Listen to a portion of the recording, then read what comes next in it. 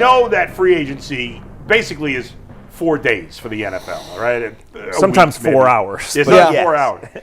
Most of the names to know are off the board, but there's a couple of guys still out there that are, I guess, a little surprising, or guys who still have, still can help a team and even be a starter. A couple of guys. Yeah. Zach, who knows if the Browns are going to do anything? Probably not before the draft at this point. But is there one guy out in free agency that you think the Browns might still be in the business of at some point? I think the Browns definitely will be involved in free agency after the draft and maybe even into June, but not one guy. And I think their prior moves show that. They were focused on the offensive line. They made a trade. They signed 2 guys over the first 2 days, and everything else has been bit players. Right? They have the worst receiving corps in the history of mankind. And in the third week of free agency, they signed Tylan Wallace, who's a backup and punt returner, 22 catches. And Juwan Jennings, a solid wide receiver, still out there. So anybody who's out there has a circumstance. Sometimes it's injury. Sometimes it's just knowing they want to wait because they're an older player. In the case of Juwan Jennings, he just wants more money than anybody's willing to pay him at this point. He feels good enough that he's a good enough player that after the draft, the dust will settle. Obviously there's a lot of talk about Cornell Tate here. There's not a number 1 wide receiver in this draft that teams are after. It's kind of a deeper class. So a team that feels like it gets left out and then wants to shape its offense, Juwan Jennings will play and he will get almost the money that he wants. He just didn't get it then. For the most of the rest of these guys that are still out there, it's Jadeveon Clowney who does this every year and who wears out his welcome after 6 months at every place that he goes, produces, and then he doesn't come back and do it. This team here in Cleveland, of course, brought him back for a second year, and we all saw how that went. But it's either guys that are rehabbing an injury, guys that got lost in the shuffle because they had an injury or had a down year, and then there was a coaching staff change, or it's just older guys. And to me, unless the draft goes a certain way, or unless there is a clear winner of the quarterback competition, the Browns are not going to be in on these older guys. Anybody with a 3 in front of their age, why would they do it? At any position? At any position. Okay, right. They have a few still on their team, but at any position, they're not going to do it. So the only way the Browns are involved with Juwan Jennings is if the Browns draft Jeremiah Love, or Caleb Downs, and then somebody clearly wins the quarterback competition. And those scenarios are all unlikely. The Browns are going to have a quarterback competition that's probably going to go into the normal carousel where the Browns play 3 or 4 quarterbacks this year, and again have an embarrassingly bad receiving corps headlined by Jerry Jeudy. That's where it's headed. Now, what changes that? Hit on somebody in the second round. Draft Cornell Tate, and he's great. But in either case, where does Juwan Jennings at 28 fit on this team? No, he doesn't. So the Browns are going to go shopping again eventually in the offensive line group. And what happens on the defense, they are older on defense. They want and need to be great on defense to even be competent. But these guys that are still out there are mostly for the Buffaloes, the Philadelphias. And everybody now is kind of waiting. Remember last year, the day after the draft?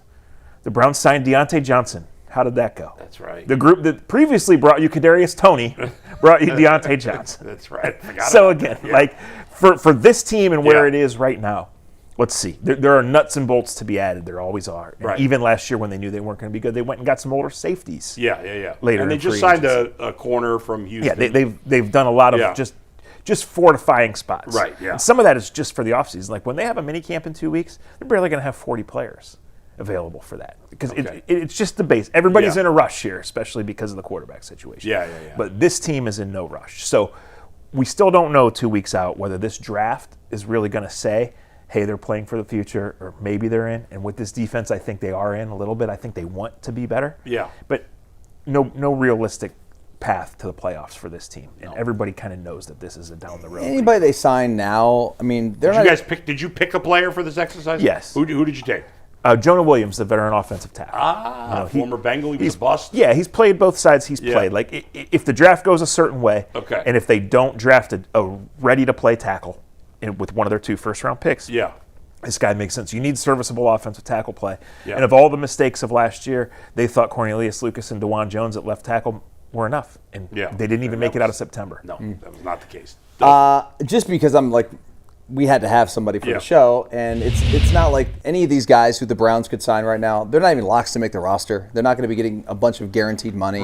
Unless you're like Jennings. You'd get more. But just because they tried to sign Epinesa from Buffalo, and he failed his physical, made me think maybe defense, maybe they went with Leonard Floyd, or an edge that would provide some depth. I mean, he was with Ruttenberg.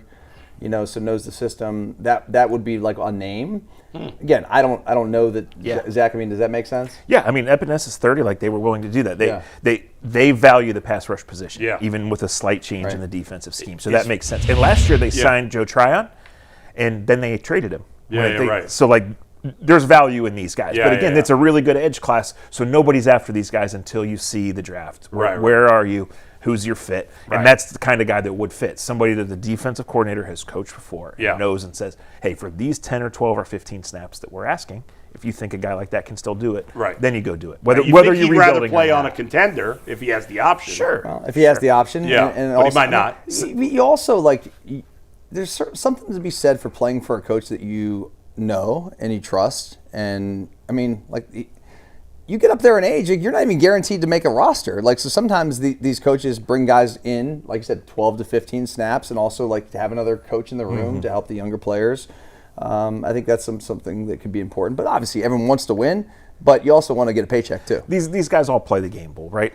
For the most part, if these guys were getting upfront guaranteed money, they would have signed in March. Right. So when they're not, do they say, hey, I'm just not going to put my body through training camp, and I'm going to wait because I'm not getting a guarantee? Or am I going to wait for the purpose of knowing that attrition happens, that injuries happen, that teams draft young guys that aren't ready, and then that guarantee is going to come in August when I can come in and I'm ready to play. Everybody's situation is different. Clowney has made a career of it, but usually it's guys like, Buffalo just went a different direction, so A.J. Epinesa was looking for a gig. The Browns were willing to do this. They didn't like the physical. It didn't work out. He will spend the summer getting healthy, and if he's healthy, somebody on August 15th or September 15th will call A.J. Epinesa, and he will go play the 15 snaps that the Browns or someone else envisioned. It might be Buffalo. It might be the Browns. Yeah, right. You never know. It just wasn't happening right now. Mm-hmm.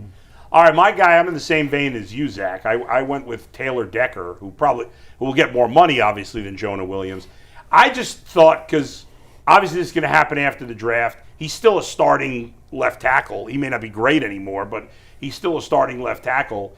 I thought, let's say the unusual happens, and let's say Jeremiah Love is there, and they're like, this guy's the best football player, we got to take him. I don't know if it's going to happen. Right. I'll leave open the possibility, or a defensive player that the Browns are like, hey, we're not going to win this year anyway. Let's get the best football player we can get. Sure. And there's a decent chance that's a running back or a safety. So if they do that and then grab a wide receiver late in the first round, well, maybe they don't feel this pressure to draft a left tackle because they're like, Taylor Decker's still out there. He's a good, solid veteran. We could start him at left tackle. I know that leaves them with really no young offensive linemen. But maybe this year is not the year to get it. I don't know. It's a sensible thought. When you look at the Browns' current offensive depth chart, first you either laugh or cry, right? And the second thing you say is wide receiver and left tackle are glaring needs. Yes. But if it's 6, there's no true left tackle or a guy that you think can do it right away because they're all 21 years old. Right. Now you are down the road. So maybe you are just taking the best player or you're taking the best receiver. Even if you trade down, there might not be a fit as an immediate left tackle. Right. So does DeJuan get one more chance? Does KT Levison get one more chance? Or do you have to go back into this veteran market? Yeah. No, there are some guys you can draft later. There's several guys in this draft who were college tackles who probably best fit. So you just don't know. I think the Browns don't even know who they're taking at 6 right now, and that's not an indictment on them. There's mystery, right? Procedure, so they certainly don't know who's coming at 70. Sure. And if they take 2 offensive linemen at 6 and 39, then they're out. But if they're not, then they're back in. And then it's center or tackle. Or how do they really view these guys who are tackles who are probably guards in the NFL? We don't know. We know the names. We know the list. Dane Brugler's beast is out today, but we don't know how they view it. And it's a good thing. It's a good question you asked before about, well, how much are they really trying to win this year? And Jimmy Haslam said we should have won more games last year. Mm-hmm. There may be a level of pressure, I don't know, on Andrew Berry for the team to progress. Well, there should be, but we don't know. There absolutely should be. I don't know. Yeah. And so let's go with the theory they draft Jeremiah Love, right? Well, now you got 2 excellent backs, one who might be the next superstar, and you're all in on running the football. Well, nobody's going to be better than Taylor Decker at left tackle. Nobody in this draft, especially if you're not taking somebody to the 20s. Assuming he has anything left in his body. Assuming, because he was still decent last year. Yeah. Yeah, okay, let's just make it an all-veteran line. Let's run the hell out of the ball, and maybe we can win 8-9 games. I agree. It's a long shot, but. Yeah, I think that's an unlikely scenario, but if it happens, right? Then what's your post-free agency move? It's it's tackle and it's backup tight end. It's let's block, let's run, yeah. Let's only throw when we have to, and, yeah. and try to build a winner that way. I think part of the reason there's not as much sizzle this year, right? Last year the Browns had the second pick, so that's sizzle. Yeah, sure. There was a lot of talk about Shador and Jackson Travis Dart Hunter. and all these guys, right? And Travis Hunter, who Yeah. had this amazing highlight reel. Even Abdul Carter, like he went to the college football playoff and he looked like Myles Garrett. Yeah, right. So there was all this talk. Well, this year, what do you do? How do you argue with your buddies or watch the highlights of the offensive lineman? Yeah, I know. It's yeah. Right? It's Like, It's the least sexy It's position. the least is, sexy yeah. position. Yeah. And the best ones have not been left tackles anyway. And the Right. Browns went and got a 30-year-old right tackle. So they can Right. move him. They can move Elgton Jenkins. There's a lot of things they can do. Yeah, right. But we just don't know. And when that pick is made, it might be a great pick for the long term. And Right. it probably is the smart thing, much smarter than taking a running back or a safety. Yeah. But right away, nobody's going to be like, oh, okay, No. I see the vision. I'm excited. Right. This guy's going to sell jerseys. Yeah. Zach, do you Yeah. think that there's legs to them potentially drafting Love? Like, is that a real thought? I think it has to be a real thought. But like if you Because listed, he's that good of a football yeah, player. Like, and he's just- I might be writing this for tomorrow or Friday. Like if you list the ways it could go, it's certainly not in the top 5.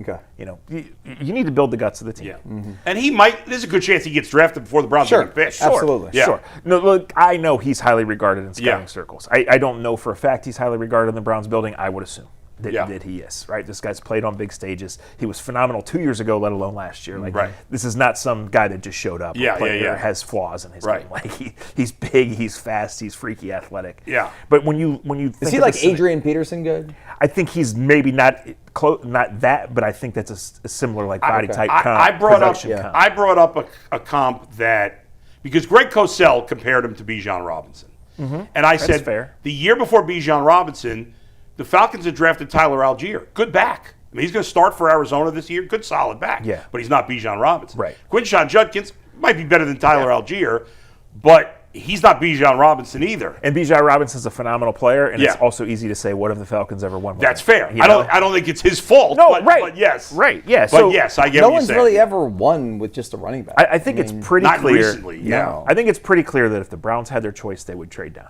Right? They're adding for sure. the picks for now, for the future. Like, but is that scenario going to unfold? Yeah. And then how far down are you willing to go and still get a player who can really help you at one of these key positions? I don't understand why. I understand, like, to me, both Dallas and Cincinnati should be looking to trade up. You know, I don't know what the asking price is, and the Bengals are very conservative in terms of trading. I think that's less likely, but, that, you know, like, I don't think the Browns are getting a 1 in 27 to go down to 10 or 12, do you? No, they're not getting a 27. But are they getting a 2 this year? Probably. Okay, I mean, would you do that? If That's you're where it lines up on. If you're the Cowboys and the Bengals, who have good offenses and bad defenses, are you seriously considering that? I am seriously considering. Yeah. Now it has to be for one player. I'm not just saying, "Hey, we'll come up." Right. See how it goes. I got to wait till that pick But is if, up. if Yeah. one of those teams really loves Sonny Styles, Yeah. really loves Caleb Downs, or one of these corners, then Right. yes, you have to consider it Yeah, for sure. So that's a possibility, but Yeah. it's probably not overly likely that it happens. I agree. And also the other problem: the Browns Yeah. aren't the only team looking to trade down.